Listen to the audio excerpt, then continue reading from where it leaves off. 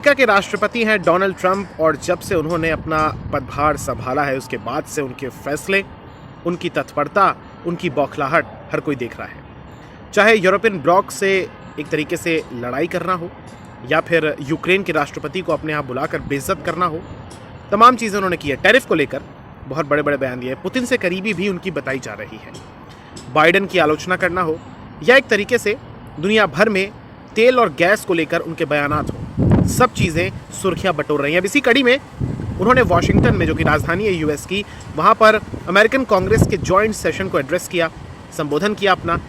और अमेरिका के इतिहास में पहली बार ऐसा हुआ कि जब ये इतना लंबा संबोधन किया किसी भी राष्ट्रपति ने। एक बात मैं आपको बताऊं कि इस पूरे संबोधन के हाइलाइट्स आपको मैं बताऊंगा, लेकिन एक चीज़ आप ध्यान से सुनिएगा कि यहाँ पर ट्रंप ने फ्री स्पीच की बात की है, अभिव्यक्ति की स्वतंत्रता की बात की है, लेकिन उसी दौरान वहाँ पर डेमोक्रेटिक सांसद को बाहर भी निकाला गया था।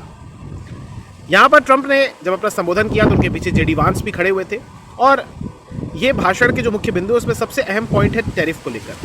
टैरिफ को लेकर डोनाल्ड ट्रंप ने कड़ा रुख अपनाया है। उन्होंने कहा है कि जो भी देश अमेरिका पर 100% या जितना टैरिफ भी लगाते हैं, जिसमें भारत का नाम भी है, चाइना भी है, कनाडा भी है और भी देश हैं, उन तमाम देशों पर 2 अप्रैल से काउंटर टैरिफ लगाया जाएगा। यानी जितना वो लगा रहे हैं उतना ही आपको भी झेलना पड़ेगा। इसके अलावा डोनाल्ड ट्रंप ने यूक्रेनी राष्ट्रपति से मिले हुए पत्र की सराहना की है और ये कहा है कि रूस ने भी शांति समझौते के संकेत दिए। आप जानते हैं कि जेलेंस्की जब अभी हाल ही में गए थे, उनके व्हाइट हाउस गए थे, तो किस तरीके से डोनाल्ड ट्रंप और जेलेंस्की के बीच बहस हो गई थी। इसके अलावा उन्होंने ये कहा कि हमने 43 दिनों में, यानी कि अभी तक के कार्यकाल में जितना भी कुछ किया है वो पिछले शासनकाल में, चाहे वो जो बाइडेन का शासनकाल हो या उससे पहले जब भी डेमोक्रेट्स आए हैं, उनसे ज़्यादा किया है। अमेरिका इज़ बैक, ये बात भी उन्होंने कही। America, make America great again, मागा के नाम पर वो पूरा चुनाव जीते हैं।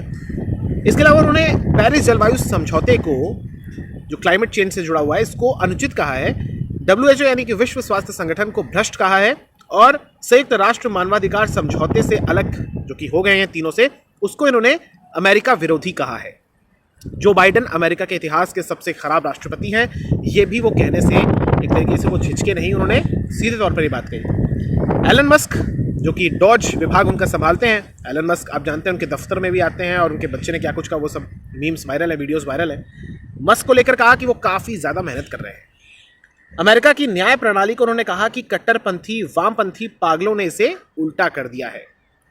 पनामा कैनाल को अमेरिका पनामा से वापस लेगा। ग्रीनलैंड को लेकर भी उन्होंने कहा कि ग्रीनलैंड को हम ले लेंगे।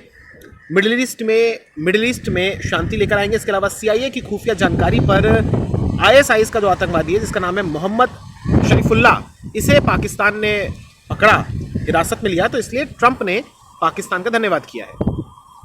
ट्रंप ने यूक्रेन को भेजी जा रही सभी अमेरिकी सैन्य सहायता पर भी रोक लगा दी है। ग्रीन कार्ड से ज़्यादा प्रभावी और टेक्नोलॉजी से युक्त एडवांस्ड गोल्ड कार्ड भी अब ये लेकर आ रहे हैं। गोल्ड कार्ड वीज़ा लेकर आएंगे ये। इसके अलावा इन्होंने ये कहा कि अमेरिका में हम सरकारी सेंसरशिप को रोक रहे हैं और फ्री स्पीच को वापस लेकर आ रहे हैं और अलास्का में बहुत बड़ी नेचुरल गैस पाइपलाइन बिछाई जाएगी। तो डोनाल्ड ट्रंप का ये संबोधन था, इसमें बड़ी बात यही थी। लेकिन यहाँ पर डोनाल्ड ट्रंप आने वाले जो बचे हुए, इनके अभी तकरीबन 4 साल और बचे हुए हैं, इसमें क्या कुछ करेंगे, दुनिया कितनी उथल पुथल से जूझेगी, क्या कुछ आएगा, ये देखने वाली बात होगी।